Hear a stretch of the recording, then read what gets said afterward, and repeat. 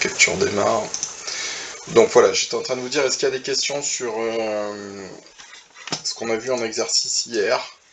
Donc hier, en fait, on a surtout appliqué le lemme de Gauss, hein, dans des cas, dans diverses situations. Alors c'était plutôt quand même des situations simples. Je vais peut-être vous charger les exercices. Alors attendez, il faut que je les retrouve. Ils doivent être là, hop.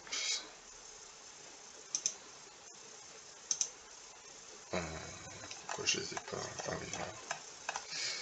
Exercice Gauss. Ok, voilà. Donc ça, c'est les exercices qu'on a vus hier. Donc pour ceux qui n'étaient pas là, donc les exercices 26, 31 et 30. Voilà, on a revu diverses méthodes. Bon. Est-ce qu'il y a des questions sur ça? Est-ce qu'il y en a qui souhaitent que je revienne là-dessus?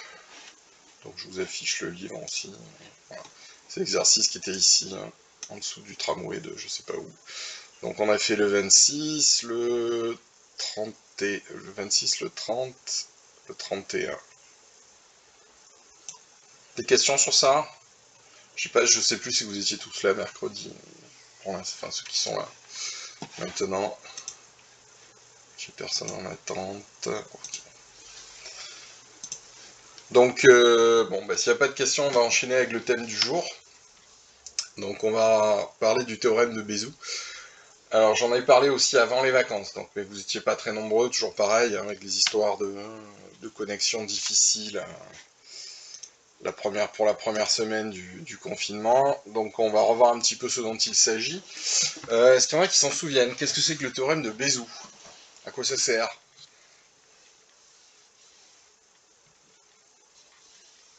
Je sais plus qui était là. C'était le 11 avril, je crois.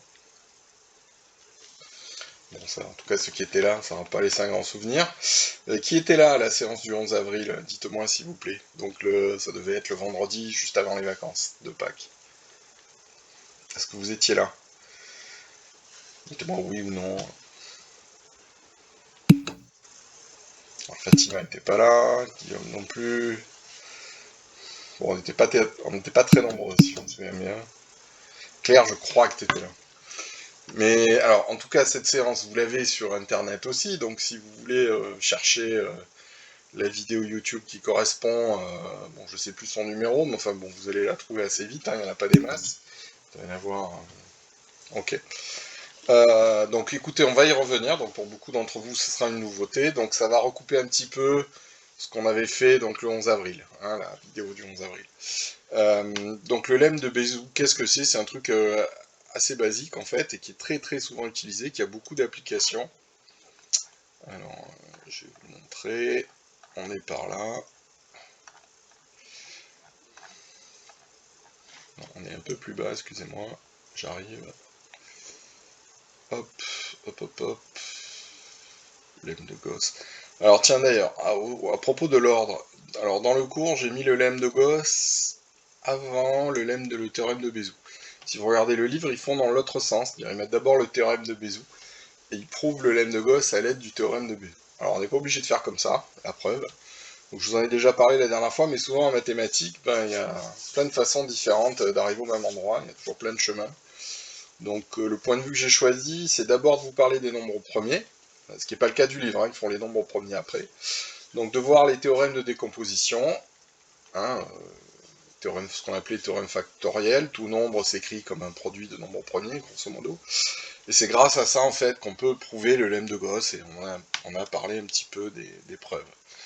Donc je vois le lemme de Bézout après, d'accord, le théorème de Bézout.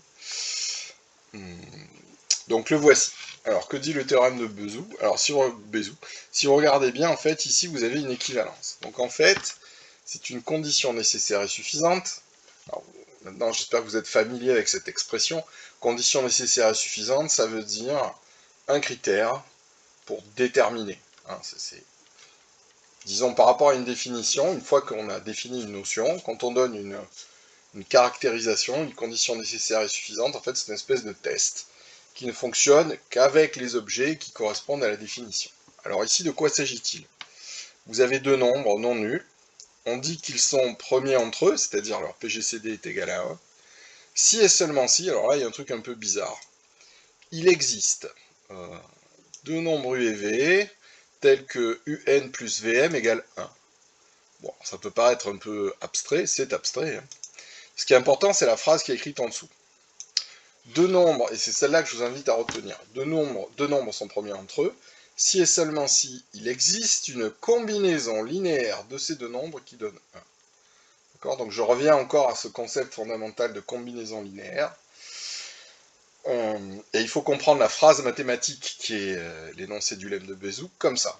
Hein, essayez de le traduire pour vous en français, entre guillemets. Donc dire que des nombres sont premiers entre eux, ça revient à dire qu'on va trouver une combinaison linéaire qui fait 1. Alors je vous rappelle ce que c'est qu'une combinaison linéaire. Alors une combinaison linéaire de deux objets, vous avez le droit de les multiplier chacun d'entre eux par des... En général, là c'est des entiers, mais bon, ça pourrait être autre chose. Et ensuite de les ajouter entre eux. Donc c'est une sorte de mélange de ces deux objets, mélange fait à base d'addition et de multiplication par des coefficients. Ok? Alors ici, je vais vous le mettre en remarque, ici en fait on pourrait parler de Z combinaison. Alors qu'est-ce que c'est qu'une Z combinaison? C'est-à-dire qu'en fait vous faites des multiplications par des entiers relatifs. U et V sont dans Z. Il s'agit ici d'une Z combinaison. Parfois on emploie cette expression en mathématiques. D'accord? Ça veut dire quoi une Z combinaison? Car, donc Z combinaison ça veut dire Z combinaison linéaire, car U et V sont des entiers relatifs. D'accord? On est dans Z. Alors il y a des objets avec lesquels on ne fait pas des Z combinaisons, mais des R combinaisons, par exemple avec les vecteurs, hein, les vrais vecteurs. Quand vous ajoutez deux vecteurs, enfin, quand vous combinez deux vecteurs, vous pouvez les multiplier par des nombres réels. Donc on pourrait parler dans ce cas-là de R combinaison. Alors ici, nous, on travaille en arithmétique, donc on n'a que des nombres entiers. Donc on réalise ce qu'on appelle des Z combinaisons. Ok? Voilà, des petites remarques. Alors en fait, ce théorème, théorème de Bézout, il est très pratique et il a beaucoup d'applications. Donc c'est un grand classique hein, qu'il faut connaître. Voilà. Donc on avait déjà fait quelques exercices avec ça avant les vacances. C'était des exercices du livre. Alors je vais vous les remontrer. Donc c'est la fameuse séance du 11 avril. J'avais mis le fichier sur internet, hein, donc je vous invite à le regarder. Alors les exercices, je ne les ai pas. Alors, attendez, je vais vous les montrer quand même. Une petite seconde. Donc c'était... voilà, on avait travaillé sur le PGCD et on avait vu une équation diophantienne, donc je vais vous les ouvrir.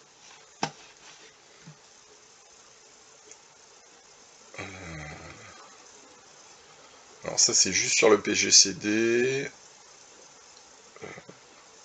Non, on n'avait pas utilisé le lemme de Bézout. On a fait des exercices sur le PGCD avant les vacances. Mais... oui, en fait on l'avait plus ou moins utilisé implicitement ici. Ok. Donc on avait fait des exercices préparatoires sur le PGCD avant les vacances, je ne sais plus exactement lesquels étaient-ce.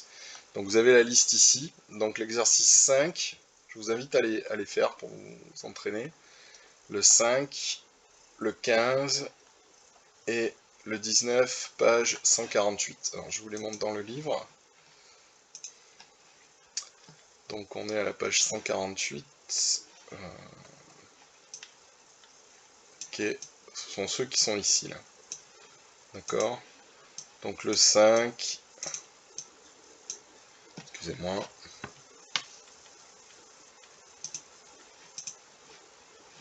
Je vais y arriver. C'est pas super pratique leurs outils. Là j'ai un bug par exemple, j'arrive plus à déplacer les... Super.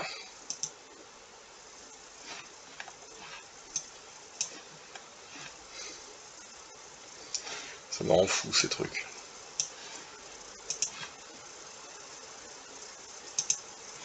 Voilà. Alors. Donc vous voyez, ce sont des petits exos sur le PGCD. Hein. 5, donc on a dit le 5, le 15, et puis ensuite on a vu un petit exercice qu'on a fait sans Bézout d'ailleurs, sur les fractions. Alors je vous propose de reprendre celui-là, le 19, et puis on va voir comment il se fait à l'aide du théorème de Bézout. Alors, donc je sais que bon, vous êtes nombreux à être pas là, donc vous avez un exercice qu'on pourrait à la rigueur poser en classe de 4ème, donc essayez de le faire, ok, tout seul. Donc vous avez la correction dans une vidéo, mais on va s'en servir pour repartir là-dessus et introduire le lemme de Bézout. Donc vous avez un entier relatif qui est différent de moins 2, à vous de voir pourquoi on a écrit ça d'ailleurs, et on vous demande de vérifier que la fraction qui est écrite ici est toujours irréductible. Alors peut-être un petit rappel, c'est quoi une fraction irréductible?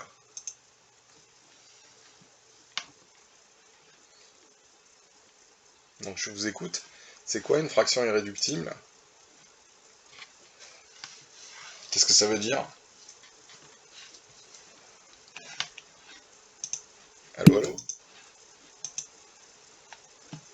Alors voilà, deux façons de présenter les choses. Soit comme dit Claire, le PGCD du numérateur et du dénominateur est 1, c'est-à-dire le numérateur et le dénominateur sont premiers entre eux. Ou alors vous pouvez dire ils n'ont pas de diviseur commun, hein, ce qui revient au même en fait. Ça veut dire que vous n'allez trouver aucun nombre qui divise à la fois le numérateur et le dénominateur. D'accord? Donc deux façons de présenter les choses. Donc on vous demande de prouver que 2n plus 5 et 2n plus 4 est forcément une fraction irréductible pour tous entiers n différents de moins 2. Alors je vous laisse réfléchir 2 minutes là-dessus, c'est pas très difficile. Essayez de vous souvenir ce qu'on a vu sur la notion de diviseur. D'accord? Qu'est-ce qu'un diviseur? Si on a un diviseur de 2n plus 5 et de 2n plus 4, bah, qu'est-ce qui va se passer, etc. Voilà, je vous laisse réfléchir 2 minutes.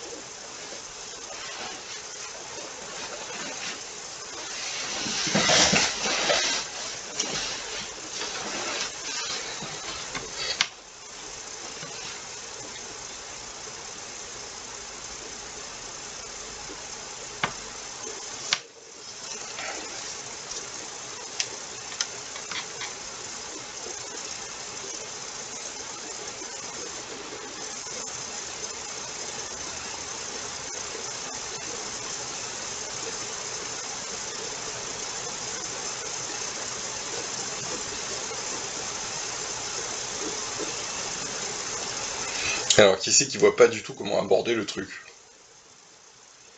Qui se dit, bon bah, je sais pas.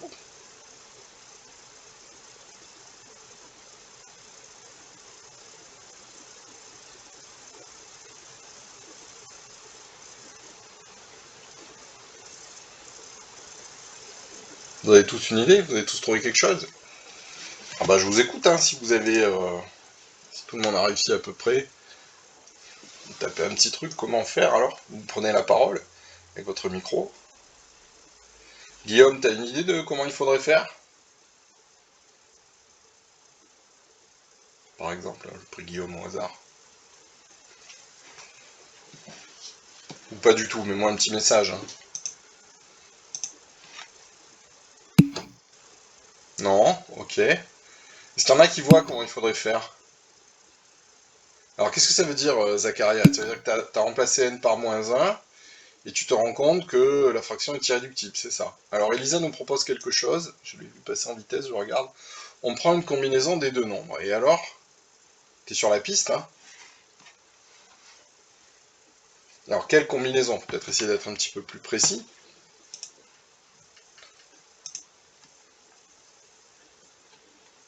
Alors en fait, voilà, je vous montre comment on a fait, hein, parce on l'a déjà fait ensemble avant les vacances.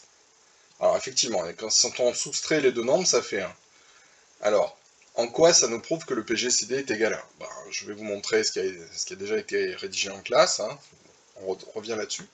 Alors d'abord, pourquoi n doit être différent de moins 2? Pour quelle raison? Quelqu'un peut me dire pourquoi on a spécifié dès le début n différent de moins 2? Voilà, sinon le dénominateur est égal à 0, t'as raison, et la fraction n'est pas définie. Donc si n est égal à 2, la fraction n'est pas définie.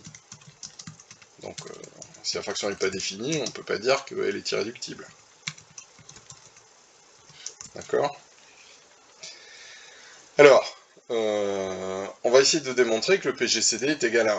Hein, vous avez compris, fraction irréductible, le PGCD est égal à 1. Alors la méthode, la voici.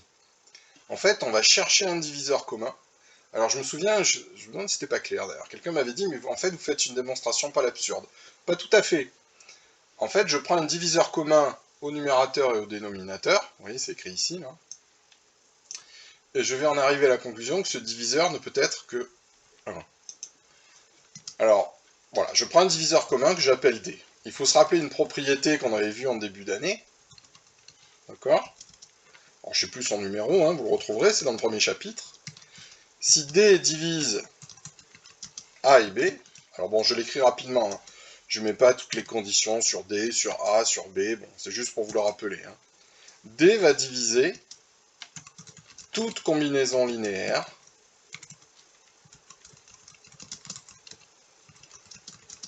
de A et de B. D'accord? Donc ça c'est un rappel en fait.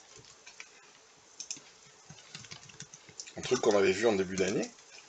Je sais pas si... Enfin j'espère que vous en souvenez un petit peu quand même. Vous en souvenez?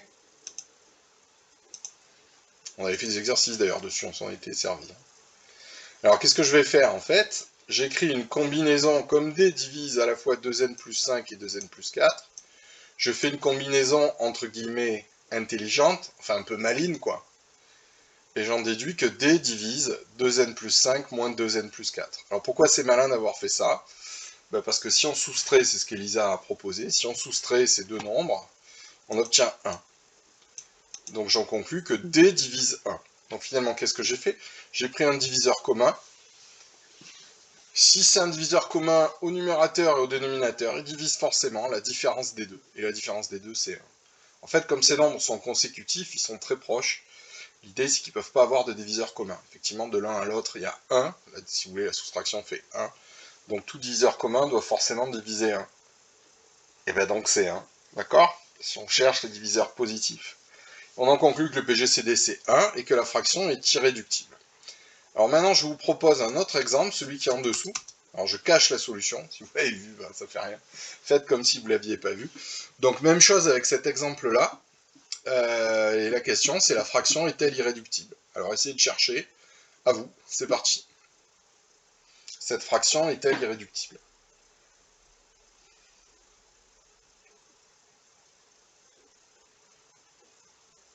Donc c'est un peu plus compliqué que l'exemple qu'on vient de faire. Mais je vous propose un autre exemple. La fraction suivante, 3n plus 4 sur 2n plus 3, est-elle irréductible? Allez, je vous laisse réfléchir 2-3 minutes, et puis on le corrige.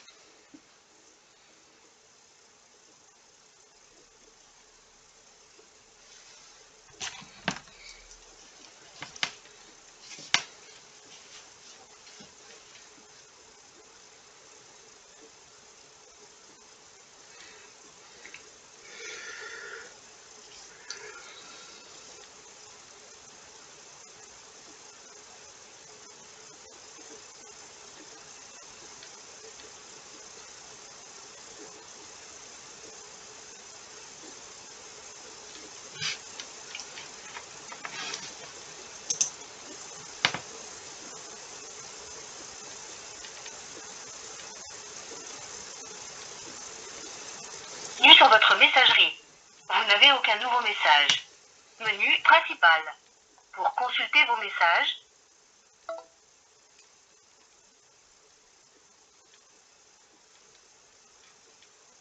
Bienvenue sur votre messagerie.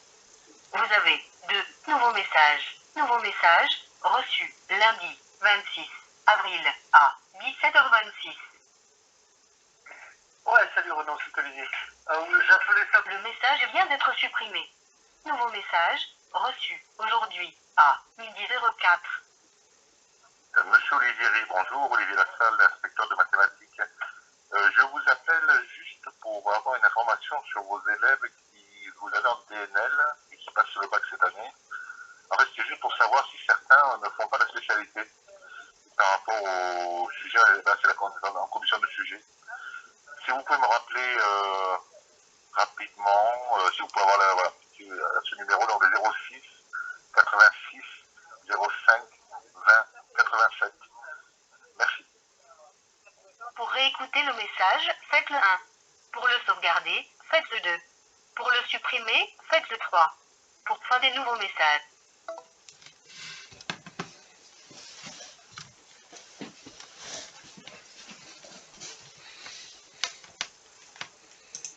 Et alors, est-ce que vous avez des idées? Est-ce que vous voyez comment il faudrait faire?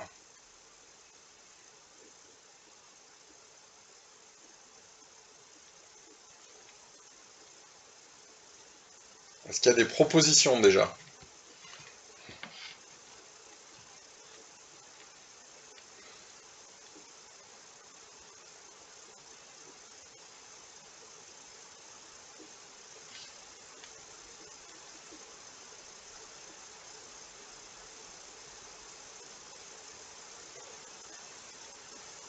Oula, vous n'avez pas l'air inspiré, hein? Bah, l'idée, d'abord, c'est de faire un petit peu comme on a fait dans l'exercice 19. Vous avez essayé?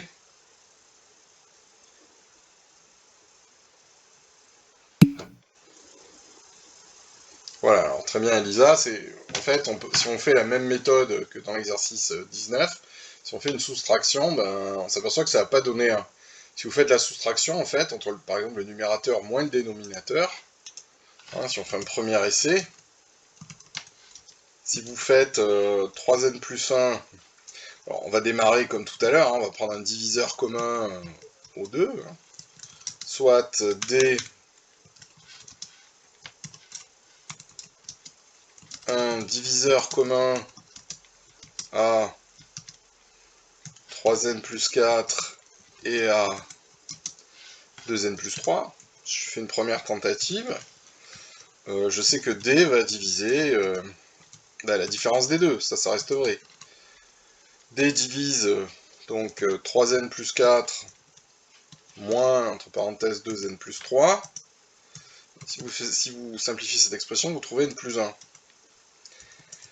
Bon, d divise n plus 1, mais n pourrait prendre n'importe quelle valeur, donc d divise des tas de nombres. Mais ça ne vous dit pas que d est forcément égal à 1.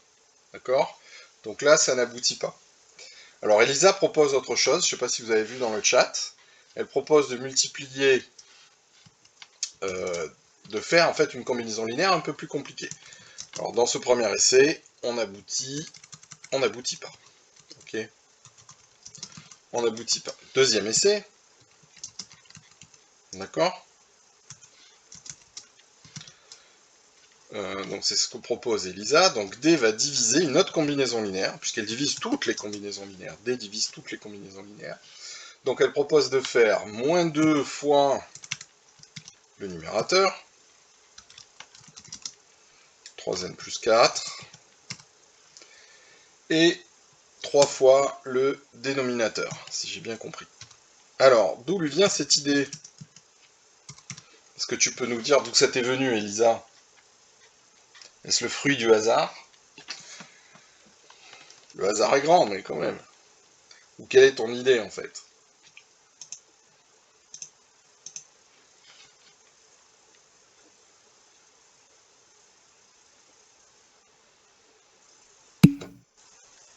Voilà, très bien. Le but, c'est d'éliminer n. D'accord? Alors là, ça va marcher. Hein. Si moins 2 fois 3n, ça fait 6n. Dans le terme de gauche. Le terme de droite, 3 fois 2n, ça donne 6n. Ça va disparaître. Alors, qu'est-ce qu'on obtient? On obtient encore une fois 1.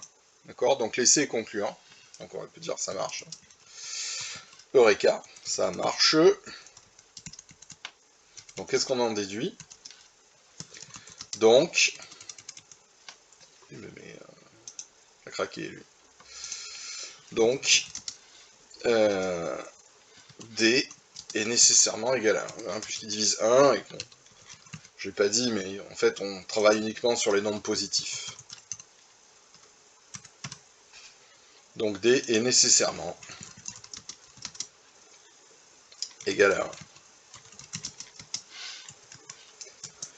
On en déduit quoi? Bah que 3n plus 4 est premier avec 2n plus 3, ou qui sont premiers entre eux si vous préférez.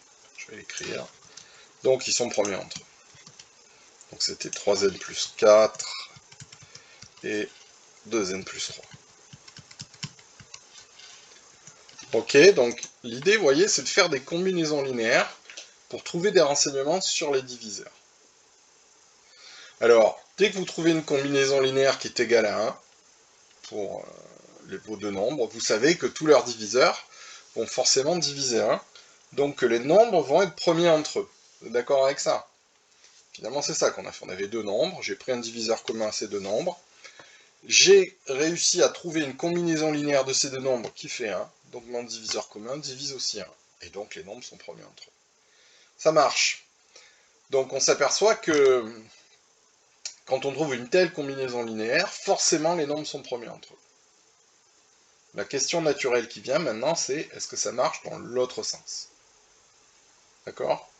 C'est-à-dire, si j'ai des nombres premiers entre eux, je le sais dès le départ, est-ce que je peux toujours trouver une combinaison linéaire qui va redonner 1?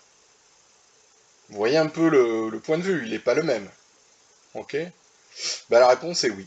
En fait, que des nombres soient premiers entre eux, ça équivaut à dire qu'il y a une combinaison linéaire de ces deux nombres qui donne 1. C'est une équivalence, en fait. Là, on a vu, et c'est assez facile, que si vous avez une combinaison linéaire qui fait 1, ben, les deux nombres sont forcément premiers entre eux, puisqu'ils ont comme seul diviseur possible 1. Mais ça marche aussi dans l'autre sens. D'accord?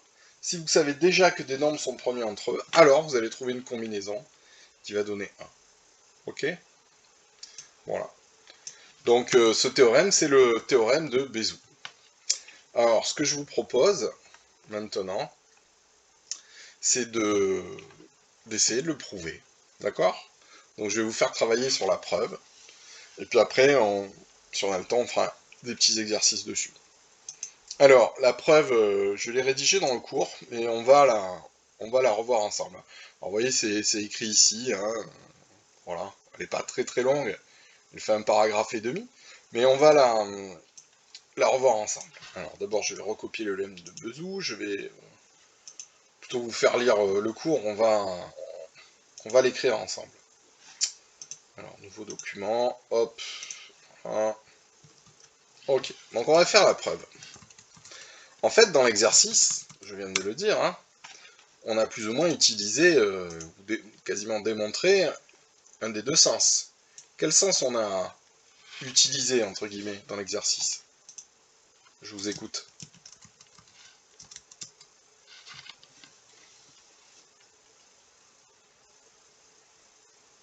Qu'est-ce qu'on a fait dans le petit exemple qu'on vient de faire, et qu'est-ce qu'on a conclu? Donc, autrement dit, voilà, très bien Fatima, on est allé de droite à gauche.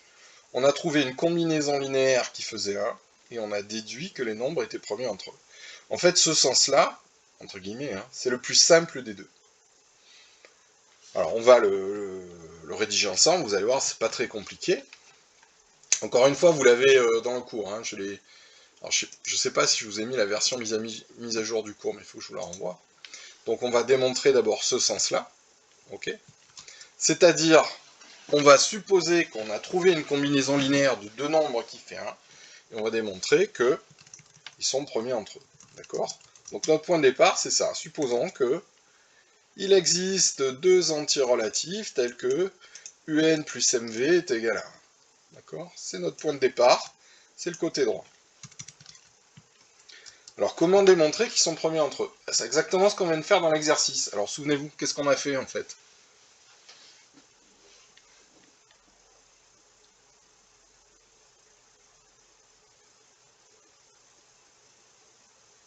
Qu'est-ce qu'on vient de faire dans l'exercice?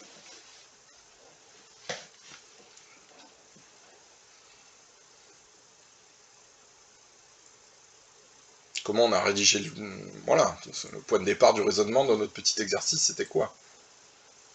Qu'est-ce qu'on a considéré en tout premier? Alors je vous le remontre, si vous n'êtes pas bien réveillé, c'est vrai que c'est l'heure de la sieste. C'était là. Regardez, par quoi on a démarré? Oui, on a considéré un diviseur commun. Je voulais démontrer que deux nombres sont premiers entre eux, ben vous prenez un diviseur commun, et puis vous regardez, et ce diviseur commun, il n'y a pas d'autre choix que 1 ou moins 1 en fait. C'est exactement ce qu'on va faire. Alors, regardez. Soit D, un diviseur commun A, M et N. D'accord? Donc d'après une propriété qu'on a vue en début d'année, je sais que D, alors je vais vous le mettre, hein, on l'a vu dans le premier chapitre. Donc confère premier chapitre. Alors je ne sais plus le numéro de la propriété, hein, vous regarderez. D divise UN plus VM. Mais sauf que UN plus VM, qui est une combinaison linéaire, ça fait 1. Alors on peut un petit peu le détailler. D divise toute combinaison linéaire.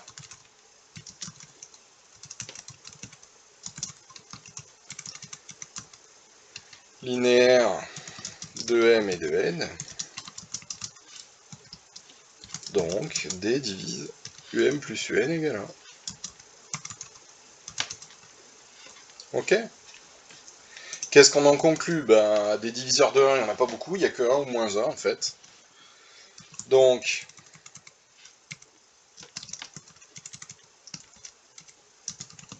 D égale plus ou moins 1. Et ainsi, tout diviseur commun de N et M ne peut être que 1 ou moins 1. N et M sont premiers entre eux. Ok? Alors, est-ce que c'est compliqué ce sens? Qu'est-ce que vous en pensez? Vous trouvez ça dur ou pas dur?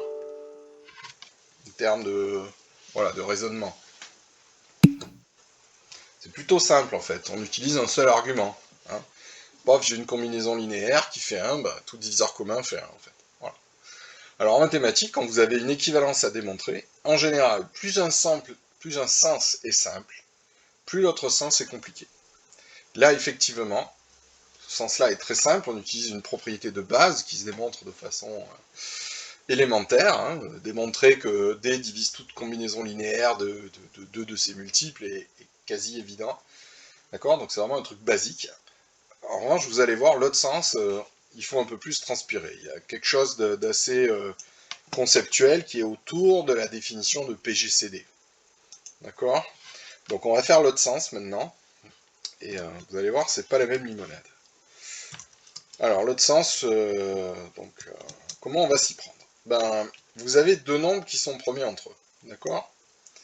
Et vous devez démontrer qu'il existe quelque chose. Alors ça, souvent d'ailleurs en mathématiques, démontrer que quelque chose existe, c'est pas très simple. D'accord?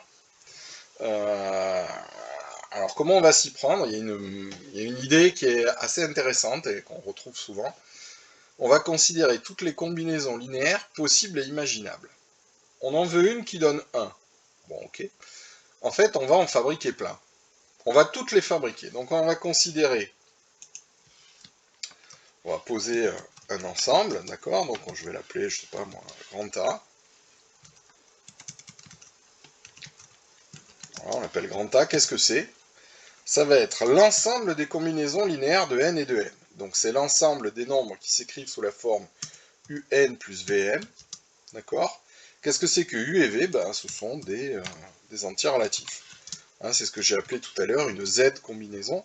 Donc ici on considère l'ensemble des combinaisons linéaires. Bon, il y a beaucoup de choses dedans, hein, puisque n et u et v peuvent prendre des tas de valeurs possibles. Hein, donc c'est un ensemble qui est vraiment très grand, qui est infini. Alors l'astuce, ça va être de considérer le plus petit de ces éléments. Alors on va prendre d'abord les éléments positifs et non nuls, parce que dans cet ensemble il y a 0. Prenez u et v égale 0, la combinaison linéaire ça fait 0.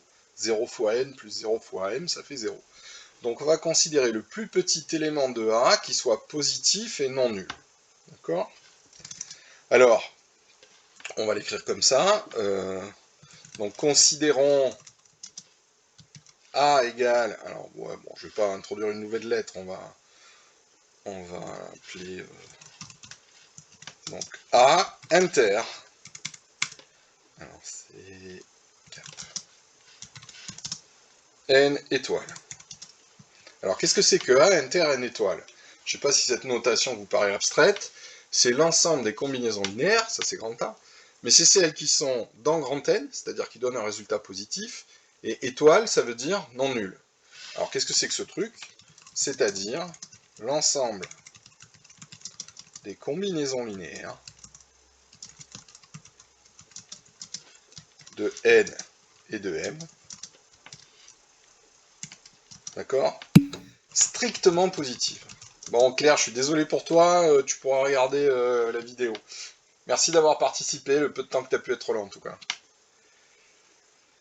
Donc strictement positive. Alors attention, qu'est-ce que c'est qu'une combinaison linéaire strictement positive? C'est-à-dire que le résultat de cette combinaison linéaire est positif. D'accord? Donc c'est le résultat de la combinaison qui est positif.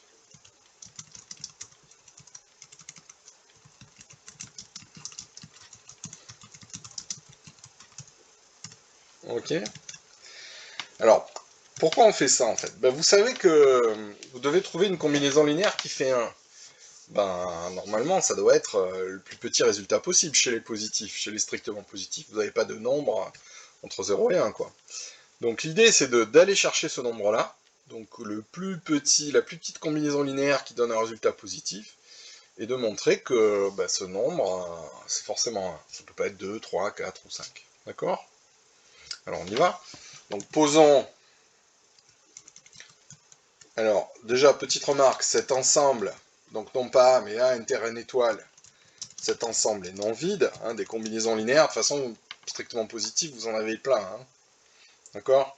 Si vous prenez, vous débrouillez pour que UN et VM soient positifs, strictement, vous adaptez le signe de U et de V, vous avez forcément des combinaisons qui sont strictes positives, hein, même une infinité, en fait. Donc cet ensemble est non vide, et donc il possède un plus petit élément. Alors on va le noter lambda, je crois que j'ai fait la même chose dans le cours. Noter lambda. D'accord, je ne sais pas si vous suivez, si vous voyez où on en est. Donc je répète, j'ai pris toutes les combinaisons linéaires strictement positives, c'est-à-dire qui donnent un résultat strict positif, et j'ai pris celles qui donnent le plus petit résultat, lambda. Ben, qu'est-ce qu'il me reste à démontrer par rapport à mon énoncé, par rapport à là où je veux arriver? Regardez, ben, je veux démontrer que ce lambda, en fait, il est forcément égal à 1. Et dans ce cas-là, j'aurais trouvé une combinaison linéaire, hein, puisque 1 est le résultat d'une combinaison linéaire, donc j'aurais gagné. Ça va? Ou dites-moi si ça va. C'est bon? Vous suivez? Essayez de me répondre, ça me fera plaisir. Un petit message, je me sentirai moins seul. Ou si ça va pas, hein, vous mettez non, moyen, enfin bref. Une petite réaction. Histoire que j'ai pas l'impression de parler tout seul à ma machine. Ouais, Fatima, c'est bon. Les autres, dites-moi un peu. Clément. Bon, ok. Alors, comment on va démontrer que 1 est le plus petit de ces nombres? Alors là, il y a une astuce. C'est une méthode assez générale, en fait, mais on peut trouver ça un peu astucieux au début. Donc là, il y a une idée qui peut-être s'invente pas, hein, quand on voit ça pour la première fois, on se dit waouh, comment j'aurais trouvé, mais bon. Vous avez des générations de mathématiciens qui sont passés avant vous, qui ont beaucoup réfléchi là-dessus et qui ont trouvé la bonne idée. Alors l'idée, ça va être quoi? Ça va être d'effectuer une division euclidienne de n et de m par lambda. Alors en fait, vous voulez prouver que lambda, si vous comparez avec l'exercice qu'on a fait tout à l'heure, il faudrait prouver que lambda est un diviseur de n et de m. Parce que si c'était le cas, il diviserait toute combinaison linéaire de n et de m, d'accord? Et sous l'hypothèse que le PGCD est égal à 1, ben, on aurait directement cette combinaison, enfin, on arriverait au résultat que lambda est égal à 1, d'accord? Puisque le PGCD, je vous rappelle, c'est le plus grand diviseur commun. Donc il y a une idée assez naturelle, en fait, c'est de se dire, voilà, ce lambda, est-ce que ce serait un diviseur de n et de m? Ben, si c'était le cas, ce serait un diviseur commun. Et comme le PGCD est égal à 1, il serait lui aussi forcément égal à 1. D'accord? Donc c'est l'idée en fait qu'il faut avoir. Donc on va montrer que lambda divise n et m. Et pour montrer ça, on n'en est pas sûr au début, on va écrire une division euclidienne. D'accord? Donc montrons que, on va commencer par n, hein, on va pas faire les deux à la fois, mais montrons que lambda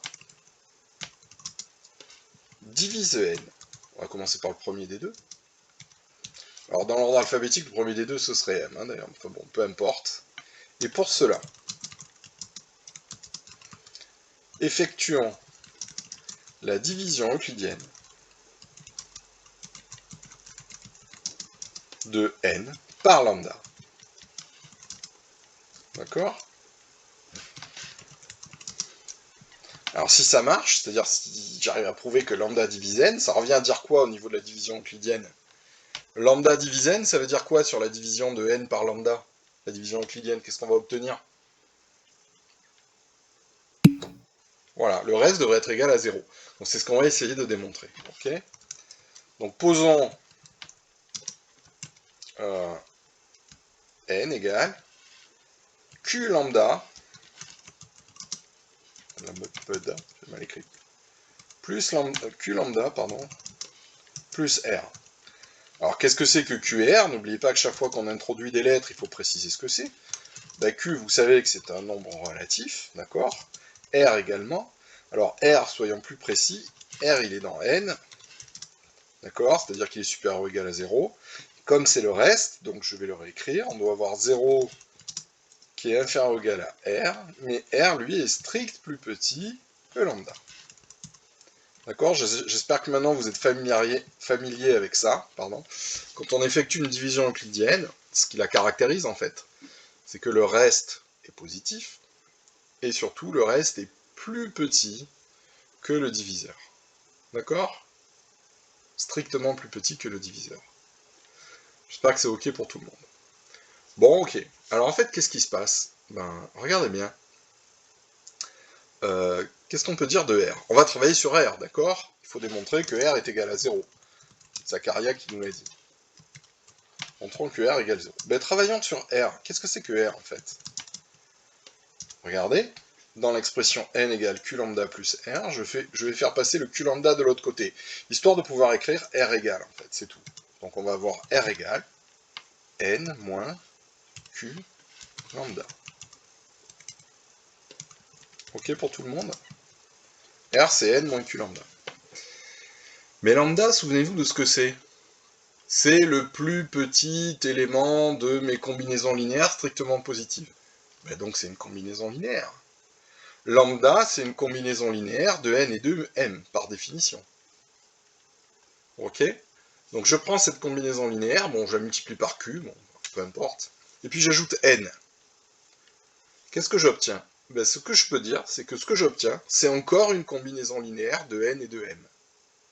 Lambda est lui-même une combinaison linéaire de n et de m, donc n moins q lambda est également une combinaison linéaire de n et de m. Alors qui le voit pas ça? Qui veut que je le détaille?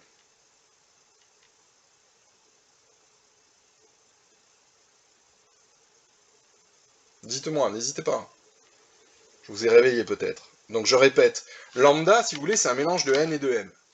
Bon, je multiplie par q, ok, j'ajoute encore n. Eh ben, j'ai un mélange de n et de m. Un peu différent, mais c'est encore un mélange. Qui c'est qui veut que je le détaille, ça?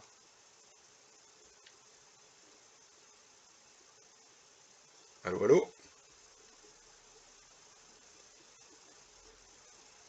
Dites-moi oui ou non, s'il vous plaît. Faut vous tirer les verres du nez aujourd'hui, hein.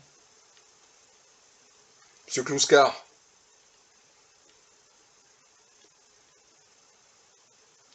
Is it alright? Ouais, alors je vais quand même un petit peu vous le détailler. Donc je suis en train de dire que R est aussi une combinaison linéaire de n et de m.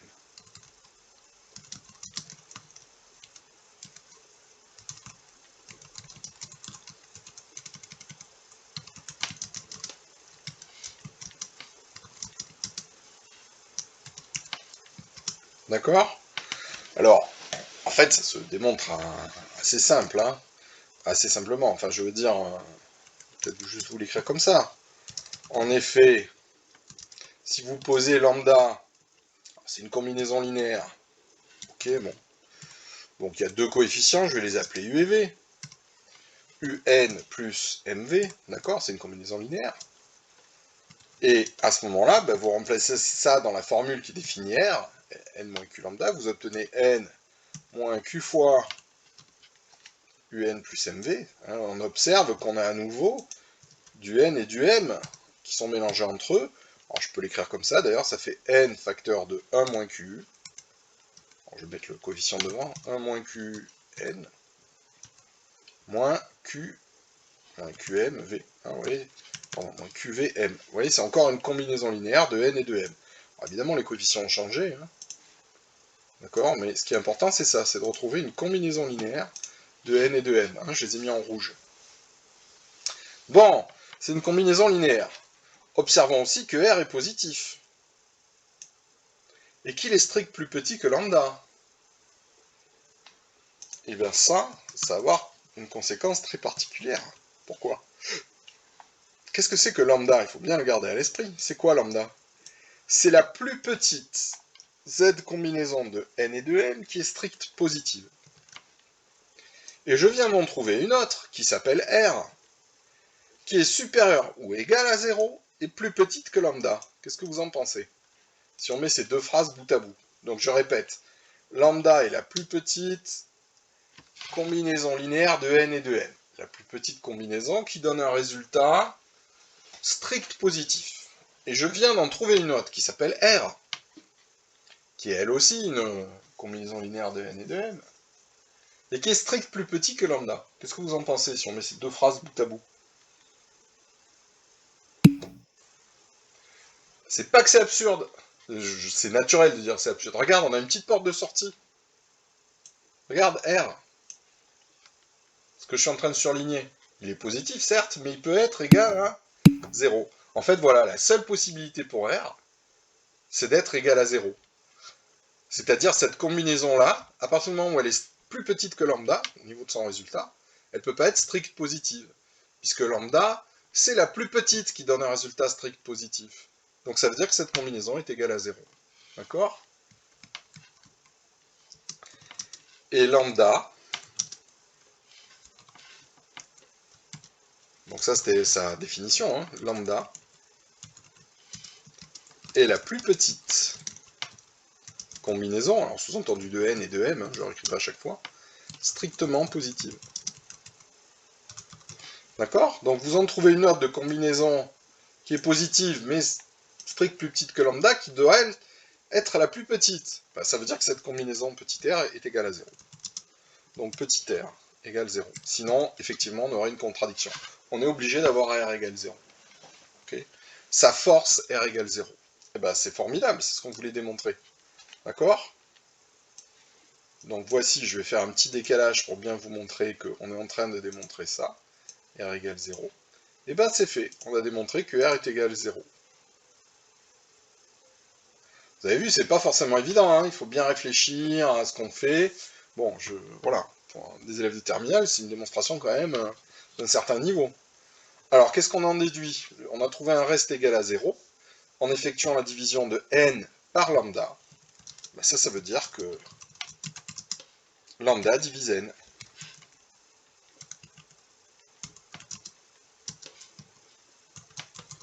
Super. Et qu'est-ce qui va se passer avec m? Donc je viens de démontrer que lambda divise n. Super. Et avec m, qu'est-ce qui va se passer?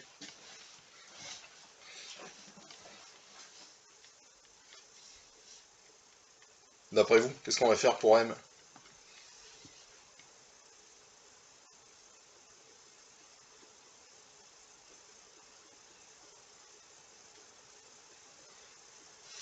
Allô, allô? En fait, ce qu'il faut comprendre, c'est que fondamentalement, est-ce qu'il y a une différence entre n et m? Même en regardant notre énoncé, hein. Regardez. Si je permute le rôle de n et m, qu'est-ce qui va se passer? Ben rien. D'accord? Ces deux nombres, en fait, jouent un rôle totalement symétrique. Donc si j'ai réussi à démontrer que lambda divise n, sans rien savoir sur n, je vais aussi pouvoir démontrer quoi de la même façon?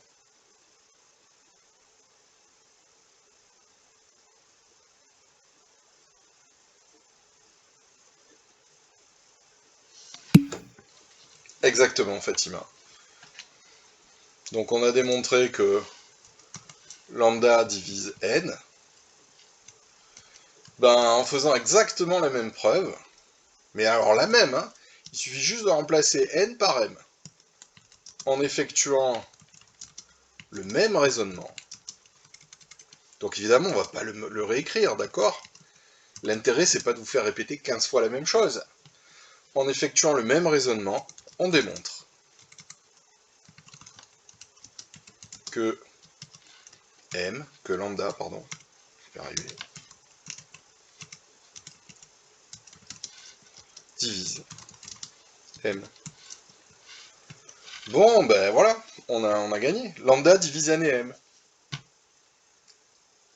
Ok? Mais le PGCD, c'est égal à 1. Donc qu'est-ce qu'on peut dire de tout diviseur commun si le PGCD est égal à 1?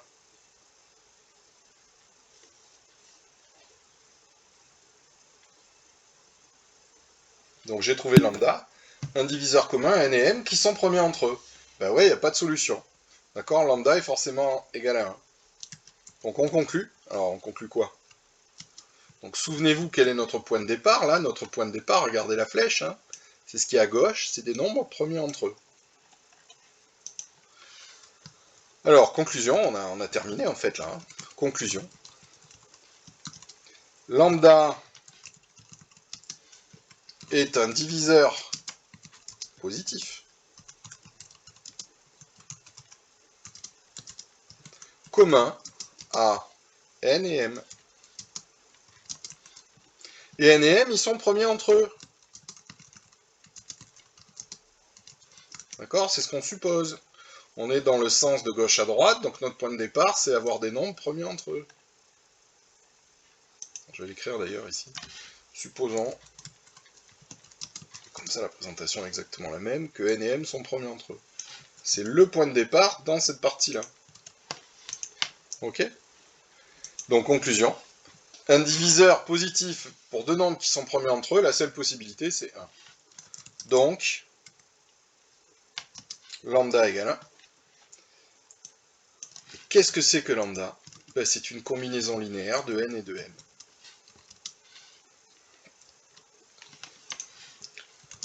Alors on l'a déjà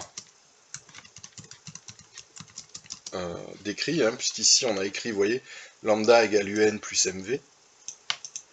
Alors là j'aurais dû préciser que u et v sont dans z2, c'est pas bien. u et v in z2, ok.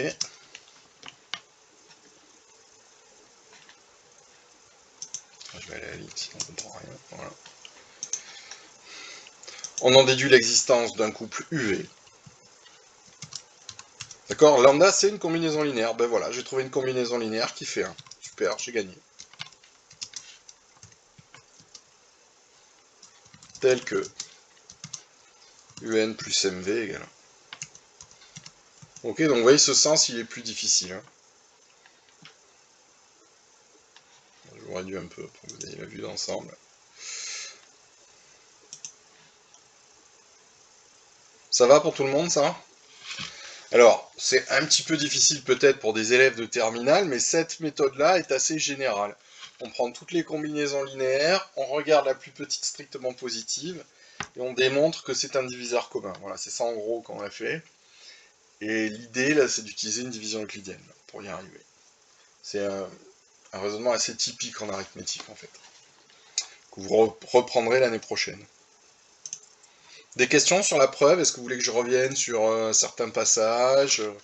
Si vous avez essayé de suivre, c'est peut-être pas évident, je me doute, hein, en étant à la maison derrière un écran.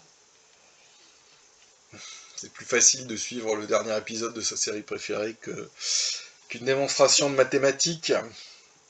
Voilà, est-ce qu'il y en a qui veulent que je revienne sur un passage ou des trucs qu'ils n'ont pas compris? N'hésitez pas, mettez oui, non. Non, tout va bien.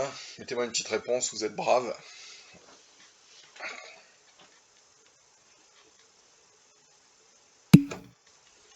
Non, Maël, c'était bon. Vous seriez capable de la refaire, cette preuve?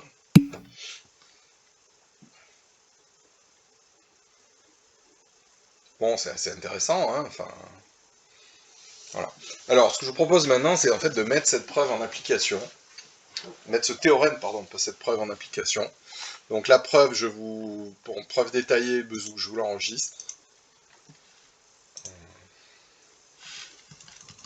preuve détaillée. D'accord, puis je vous la mettrai sur Pronote.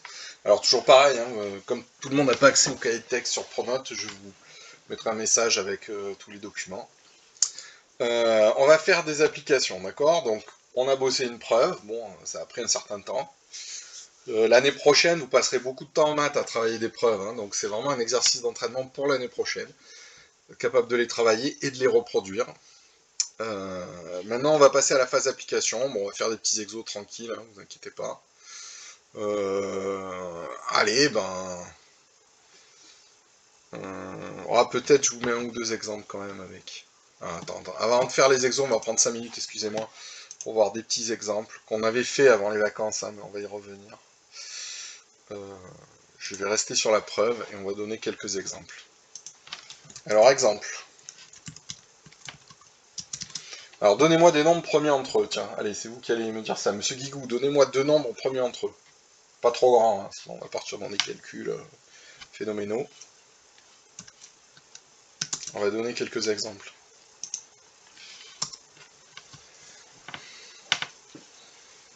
Deux nombres qui vous passent par la tête, premiers entre eux.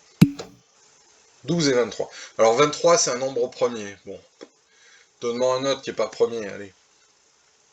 Donc 12, t'as pris du 2 et du 3 pour le fabriquer. Ah, 12 et 32, ils sont pas premiers entre eux. Hein. 2 est un diviseur commun.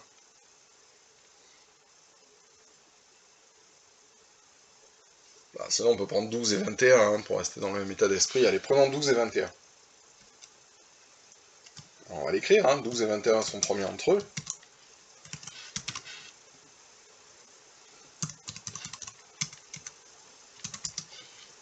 Ok. Donc, Bézout prétend qu'il existe deux nombres U et V qui vont former une combinaison de 12 et de 21 qui vont donner 1. Ah pardon, 12 et 21, ils sont pas premiers entre eux. Oula, j'ai craqué, 35, excusez-moi. Alors, on va pas prendre 35, c'est trop facile. Allez, 32 et 21, si tu veux, allez, c'est mieux. C'est le mieux, 32 et 21. Autant pour moi, c'est dur la fin de semaine. Alors, donc, déterminons, bon, il faut les trouver, on va les mettre trouvons même. Trouvons deux entiers U et V, tels que 32U plus 21V égale 1. Donc je vous demande de former une combinaison linéaire de U et de V, à vous de la trouver, qui va finir par donner 1. Je vous laisse chercher tout seul.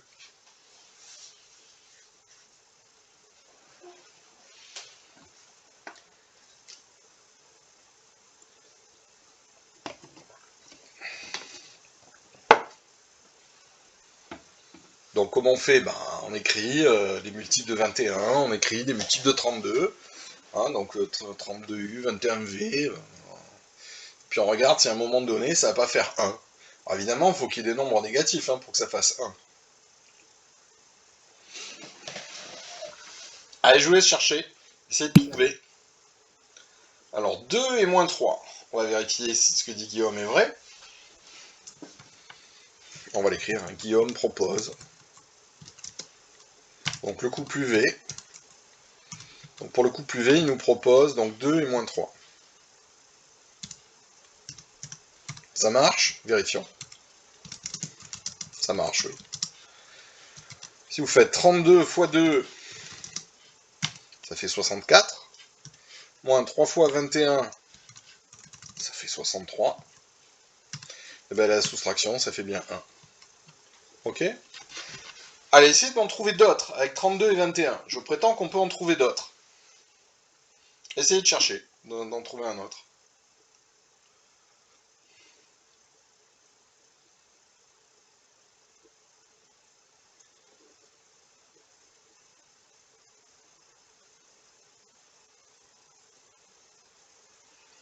En général, vous êtes plus fort que moi pour trouver ça d'ailleurs.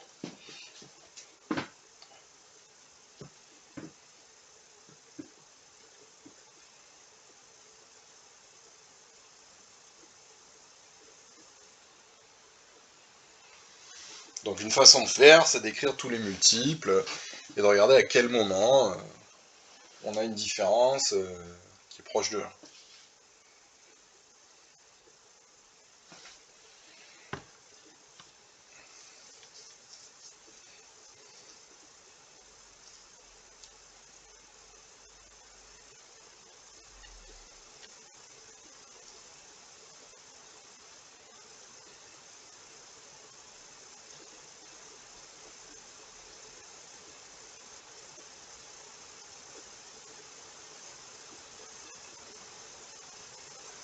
Et alors, j'ai d'autres propositions.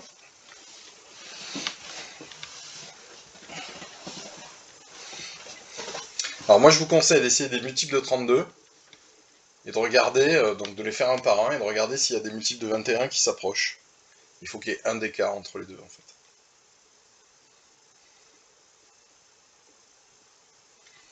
Donc déjà, M. Boulirac avait trouvé 64 x 2, bon ok. Le suivant, par exemple, 32 x 3, c'est 96. Alors, est-ce qu'on peut s'approcher de 96 avec 21? Ben non, parce que 4 x 21, ça fait 84, et 5 x 21, ça fait 105, on est trop loin. Etc. Donc il faut continuer à chercher jusqu'à ce qu'on aboutisse. Bon, c'est pas très rigolo, mais...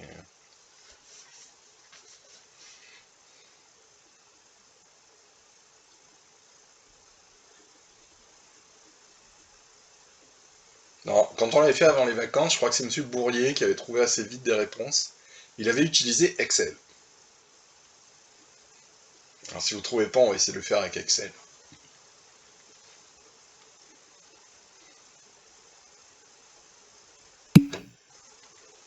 29 et moins 19. Waouh, il est grand celui-là, hein. Elle est allée le chercher loin, Elisa, bravo. Hein. Alors on y va. Elisa propose UV égale...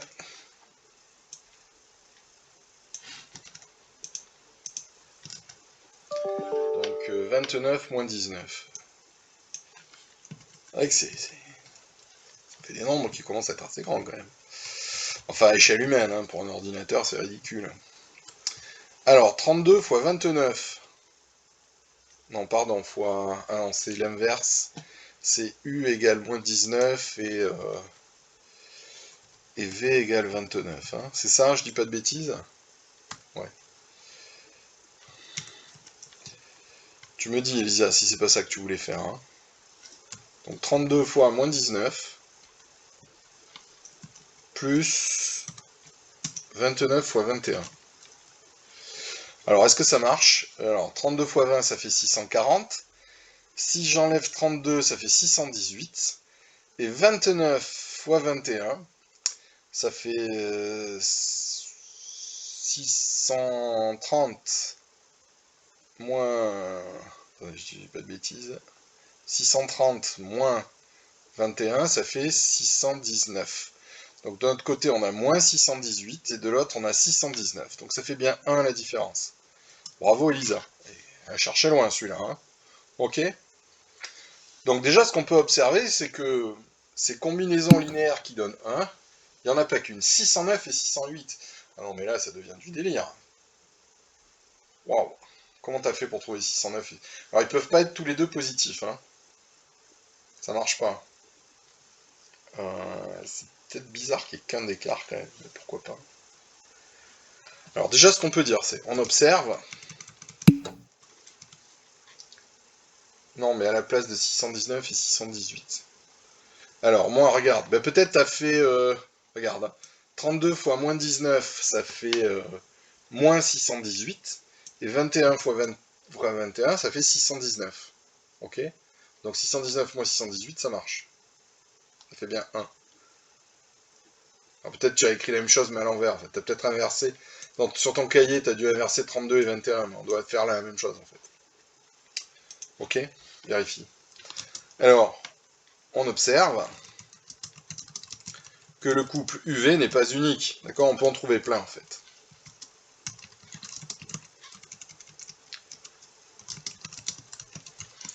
Et d'ailleurs, on va se demander, est-ce qu'on peut tous les déterminer? Ok?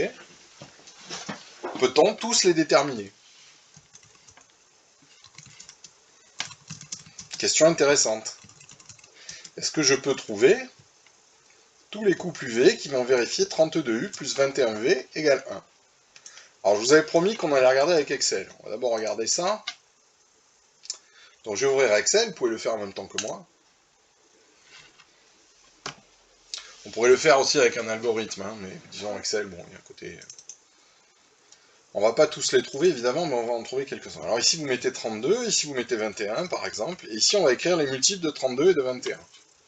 Bon, c'est pas compliqué, prenez 32, et on ajoute 32 à chaque fois. Donc, comme ça, je vais avoir tous les multiples. Ok. Et si je fais pareil avec 21, donc je prends la case au-dessus, et je prends la case où il y a écrit 21, et j'ajoute 21. Et en recopiant cette formule, je vais obtenir tous les multiples de 21. Alors qu'est-ce qu'il faut faire en fait? Il faut repérer... Attends, ah oui, je suis pas allé assez loin. Hein. Évidemment, 21, il faut aller un peu plus loin. Alors ça risque d'être un peu petit, hein, vous me dites, si vous voyez plus rien. Alors qu'est-ce qu'il faut faire? Il faut repérer en fait dans la colonne de gauche un nombre qui diffère de 1 de la colonne de droite. Bah, ici vous avez 64 et 63, bon, bah, ça va fonctionner, d'accord? Donc 96, je peux pas m'en approcher, 128, j'ai 126 mais c'est pas assez près, 160 ça marche pas, 192 ça marche pas, 224 je peux pas tomber près, 256 non plus, 288 ça marche pas, 320 ça marche pas, 352 ça marche pas. Vous voyez ce que je suis en train de faire? Je prends un nombre, genre 384, et je regarde dans la colonne d'à côté si on s'en approche à une unité. Alors là, c'est pas le cas. 416, ça marche pas. 448, ça marche pas. 480, non plus, on a 483 ici. 512, ça marche pas. 544, non plus, pas loin, mais ça marche pas. 576, ça marche pas. 608, ah, ça marche, on a 608 et 609, c'est ce qu'avait trouvé Elisa. Ok. Et comme ça, on pourrait continuer. Alors, vous voyez, si vous voulez trouver le suivant, ça va être peut-être assez loin. Donc, bah, il faudrait continuer les listes, etc. D'accord. Et puis voir si ça finit par fonctionner. Mais vous voyez là, les candidats qu'on a, on va jusqu'à 1200. Hein, donc là, il faudrait continuer la liste très très loin. Et voir si ça fonctionne. Alors, dans les 1200, qu'est-ce que j'ai? J'ai 1216 et 1217, on dirait. Ah non, 1218, ça marche pas. Enfin bref, voilà, il faudra en trouver d'autres en faisant comme ça, bon, ce qui n'est pas hyper pratique. Mais 1180, ça marche pas non plus. 1150, non plus. Bon, il est probable qu'il faille aller beaucoup plus loin. Donc vous voyez, en tâtonnant, on peut réussir à trouver comme ça une combinaison linéaire qui fait 1. Ok? Alors, laissons tomber Excel maintenant. On va essayer d'en savoir un peu plus. D'accord? Non pas d'en trouver un ou deux, comme on vient de faire avec Elisa, mais de les trouver tous. Comment on peut faire? Alors, il y a une méthode assez astucieuse, en fait. On va résoudre l'équation 32u plus 21v égale 1. On va résoudre une équation diophantienne. Donc, cela revient à résoudre l'équation diophantienne.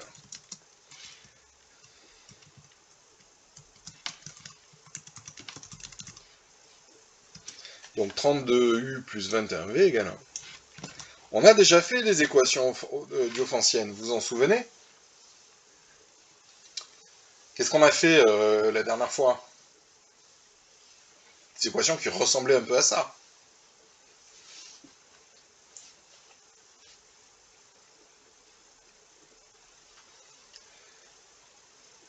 Ah, vous étiez peut-être pas là, mercredi. Qui c'est qui était là mercredi?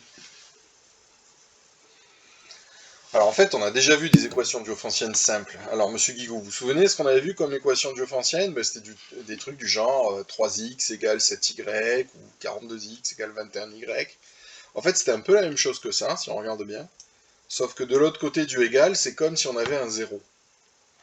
Hein, alors, on va l'écrire, on a déjà résolu des équations du type... je vais les réécrire. 5x égale 7y, je crois que c'est un truc comme ça. Et si vous mettez tout du même côté, ça fait 5x moins 7y égale 0. Donc ça, en fait, on sait le faire, à condition qu'il y ait un 0 de l'autre côté. Problème, il n'y a pas un 0, il y a un 1. Ah bah, s'il y a un 1, ben, c'est pas égal à 0, donc je suis mort. Alors en fait, il y a une petite astuce pour faire disparaître le 1. C'est pas uniquement une astuce, c'est quelque chose qui va se généraliser quand vous serez un peu plus grand. D'autres types d'équations, qu'on appelle les équations différentielles. On va essayer de faire disparaître ce 1. Comment on va faire? Ben, en fait, j'ai envie de dire que vous avez la solution sous les yeux. Regardez ce que je vais écrire. Je vais écrire donc 32u plus 21v égale 1. Et je vais écrire juste en dessous ce qu'on a trouvé tout à l'heure. Allez, on va prendre la solution la plus simple peut-être. 32 fois 2 plus 21 fois moins 3 égale 1. Autrement dit, ce que j'écris ici, c'est une des solutions de l'équation diophantienne que j'ai trouvée à la main. Hein, soit 2 et moins 3, c'est Guillaume qui avait trouvé. Ou plus compliqué, si vous voulez, moins 19 et 21, ça c'était Elisa qui avait trouvé. Alors si on ne veut pas se compliquer la vie, eh ben, on va prendre la solution la plus simple. Donc regardez, j'ai écrit ici l'équation que je veux résoudre. Et en dessous, j'ai écrit une des solutions, parmi celles que je dois trouver, hein, la solution 2 moins 3. Donc du coup, 32 fois 2 plus 21 fois moins 3, ça fait 1.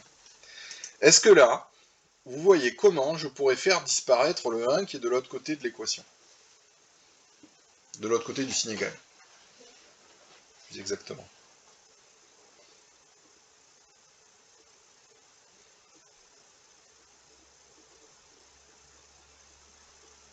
Là, il y a un truc qui doit vous démanger.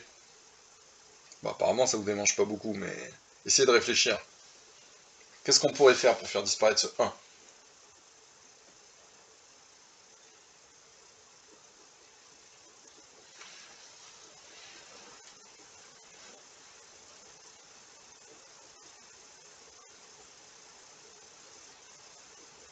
Non, personne? Il y a un truc naturel à faire. Alors, égaliser les deux expressions, c'est encore plus simple que ça.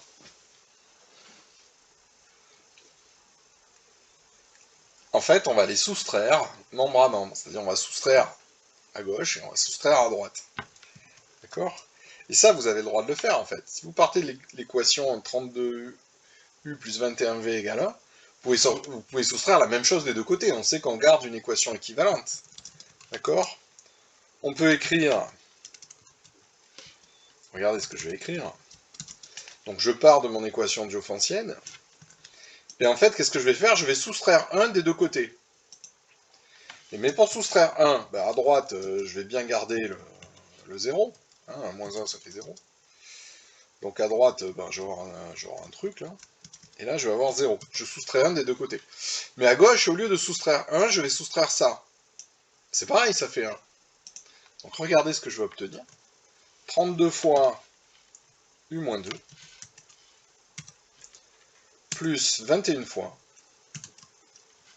v moins moins 3. Vous avez vu ce que j'ai fait? Donc en fait, j'ai soustrait 32 fois 2 plus 21 fois moins 3 égale 1.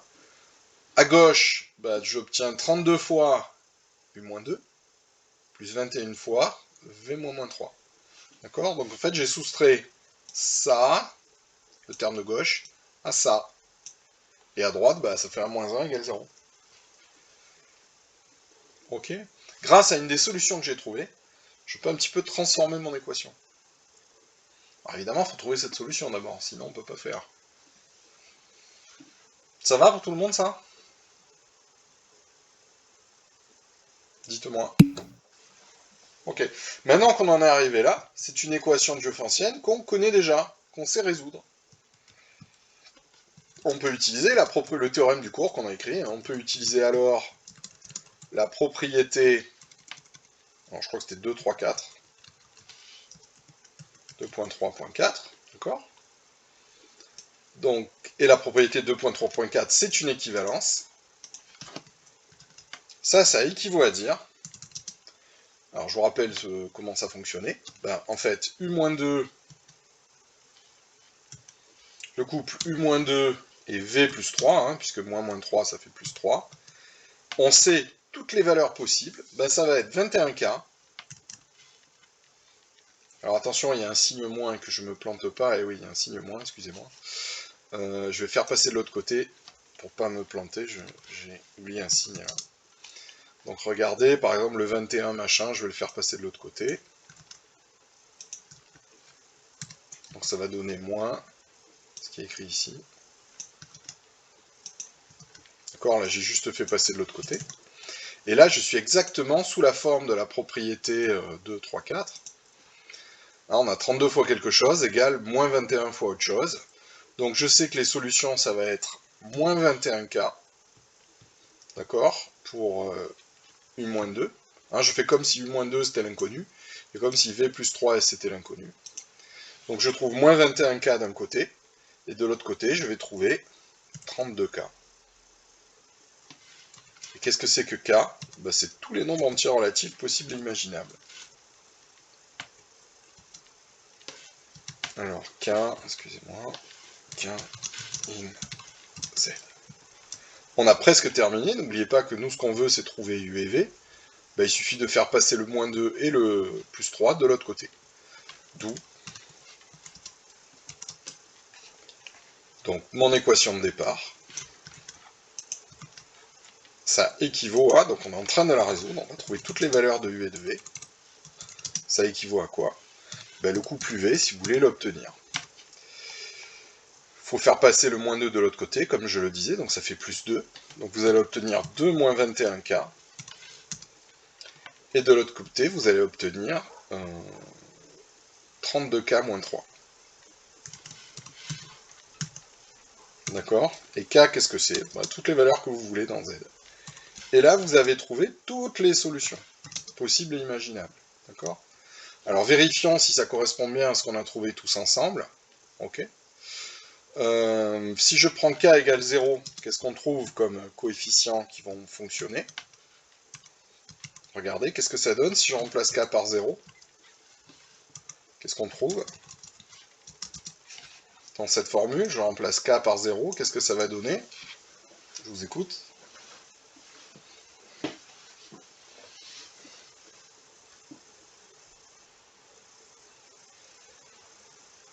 Oh là, inquiété là.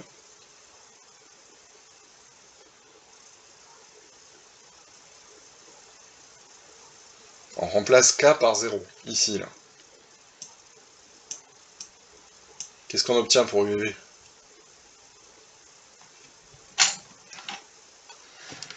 Eh bien, vous n'êtes pas en forme en début d'après-midi, hein?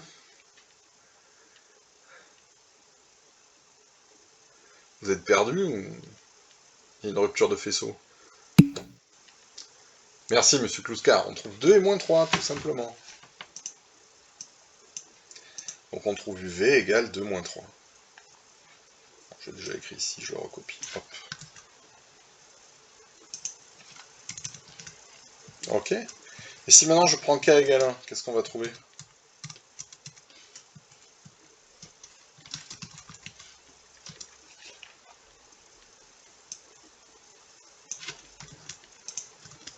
On va remplacer K par 1, ça va faire ici moins 19. D'accord. Et là, si vous remplacez K par 1, ça fait 29. C'est-à-dire ce que nous avait proposé Elisa tout à l'heure. Ok. On pourrait aussi remplacer par K égale moins 1. On n'est pas obligé de prendre des nombres positifs. Toutes les valeurs de K dans Z fonctionnent, donc évidemment les nombres négatifs. Pour K égale moins 1, qu'est-ce que ça va donner? Vous allez obtenir UV égale, alors remplacez K par moins 1, ici ça va donner 23, et de l'autre côté, vous allez trouver, si vous remplacez par moins 1, moins 35. D'accord? Donc dans mon classeur Excel de tout à l'heure, j'aurais dû trouver une solution qui était pas loin du 19. Je vais voir si je la retrouve, c'est 23. Alors 19 c'est là, 20, 21, 22, 23. Donc 736, de l'autre côté on doit avoir 735. Vous voyez, ça marche. Donc il y en avait une qui venait juste après. Ok? Voilà. On a résolu une équation diophantienne, on s'est trouvé tous les couples UV qui vérifient 32U plus 21V égale 1. Et pour ça on a utilisé ce qu'on a vu les fois d'avant, c'est-à-dire le lemme de Gauss.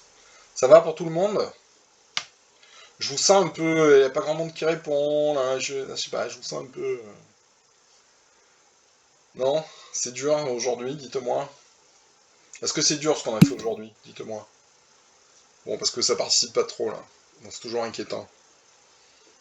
Bon, voilà, écoutez, je crois qu'aujourd'hui, on va pas en faire davantage.